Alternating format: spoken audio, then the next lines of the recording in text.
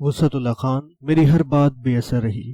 آج 11 اگست 74 برس پہلے آج ہی کے دن پاکستان کے باقاعدہ وجود میں آنے سے 4 روز قبل کراچی میں آئین ساز اسمبلی کے صدر محمد علی جناح نے ریاستی خد و خال سے متعلق اپنے بنیادی خطاب میں وہ مشورے دیے جو ان کے خیال میں نئی مملکت کے آئین کی بنیاد ہونے چاہیے تھے۔ لگ بھگ نصف گھنٹے کے خطاب میں صرف وہی پیرا نہیں تھا جس کو لے کر ہم 74 برس کشتم کشتہ ہیں، بلکہ اور بھی کئی باتیں ہیں جن میں سے کسی ایک پر بھی الحمدللہ ہم نے 1% بھی عمل نہیں کیا۔ مثلا خطاب کے ابتدا میں آپ نے فرمایا کہ اس اسمبلی کے 2 اہم کام ہیں: اول آئین کی تیاری، دوم ایک مکمل خود مختار قانون ساز ادارے کے طور پر اپنے فرائض کی انجام دہی۔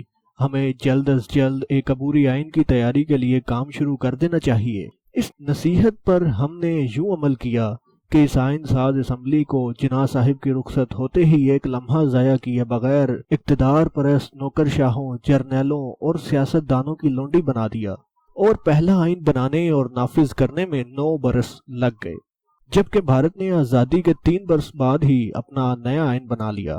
اس بیچ گورنمنٹ آف انڈیا ایکٹ 1935 دونوں ریاستوں میں عبوری آئین کے طور پر نافذ عمل رہا۔ پاکستان میں انڈیا ایکٹ کی جگہ لینے والا 1956 کا مستقل آئین بھی بمشکل 1.5 برس زندہ رہ پایا۔ محمد علی جناح نے آگے چل کر فرمایا، معززین ارکان، آپ مجھ سے یقیناً اتفاق کریں گے کہ حکومت کا پہلا فرض امن و امان قائم کرنا ہے تاکہ شہریوں کی جان، مال اور مذہبی عقائد مکمل طور پر محفوظ رہ سکیں۔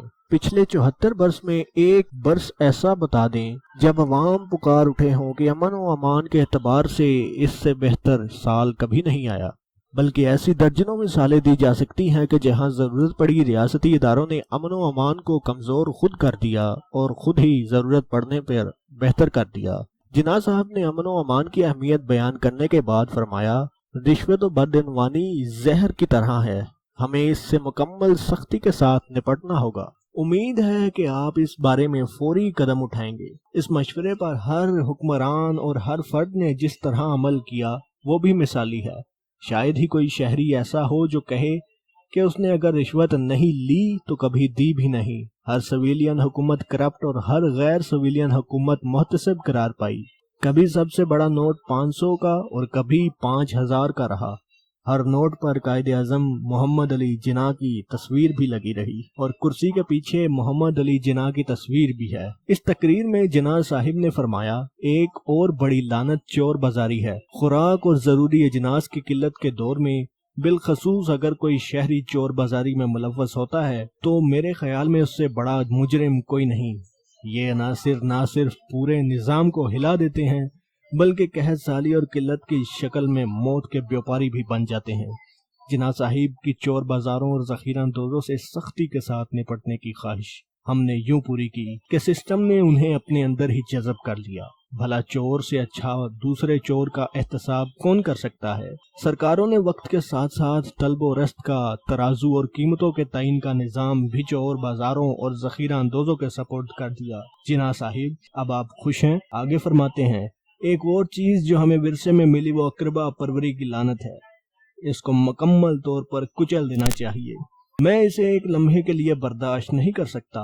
اگر جناح صاحب کے ہوتے اقربا پروری اس قدر ناقابل برداشت تھی کہ انہیں بطور خاص اپنی سب سے اہم تقریر میں اظہار نفرت کرنا پڑا، تو سوچئے آج اگر وہ زندہ ہوتے تو کتنی بار مرتے۔ اب جب کہ ہندوستان کی تقسیم ہو چکی ہے، ہمیں آگے بڑھنا ہے تو ماضی کی تلخیاں بھول کر ساتھ چلنا ہوگا۔ تبھی وقت کے ساتھ ساتھ اکثریت اور اقلیت، ہندو، مسلم، پٹھان، پنجابی، شیعہ، سنی، برہمن، ویش، کھتری، بنگالی، مدراسی کا امتیاز بے معنی ہوتا چلا جائے گا۔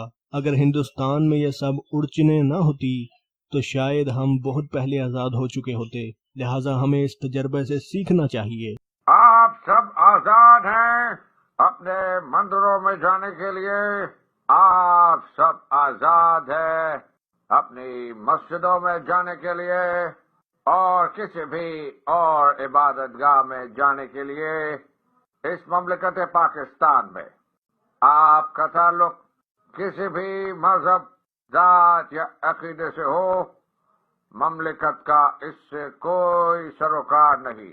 ہم اس بنیادی اصول کے تحت اپنے سفر کا آغاز کر رہے ہیں کہ ہم ایک ریاست کے مساوی شہری ہیں۔ آپ دیکھیں گے کہ وقت گزرنے کے ساتھ ساتھ ہندو نہیں رہیں گے اور مسلمان نہیں رہیں گے، مذہبی معنوں میں نہیں، کیونکہ یہ ہر فرد کا ذاتی عقیدہ ہے، بلکہ سیاسی معنوں میں وہ ایک ہی ریاست کے برابر کے شہری ہوں گے۔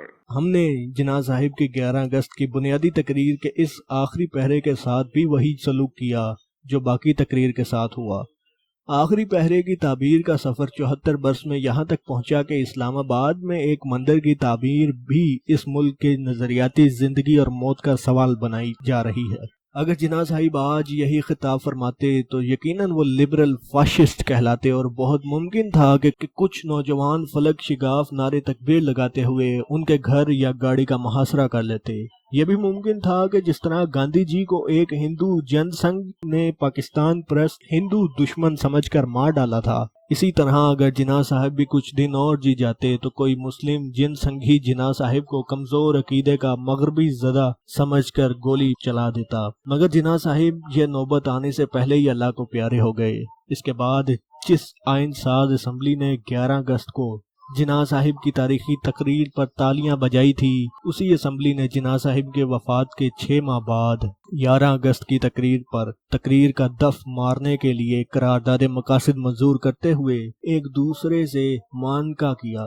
اسمبلی کے غیر مسلم پاکستانی ممبر ہکا بکا یہ منظر دیکھتے رہے۔ البتہ جناح صاحب کے 11 اگست کے خطاب سے جو عارضی نظریاتی کنفیوژن پیدا ہو گیا تھا، اس قرارداد مقاصد کی منظوری سے بہت حد تک ازالہ ہو گیا۔ میری ہر بات بے اثر رہی، نقص تھا کچھ میرے بیان میں، جان ایلیا۔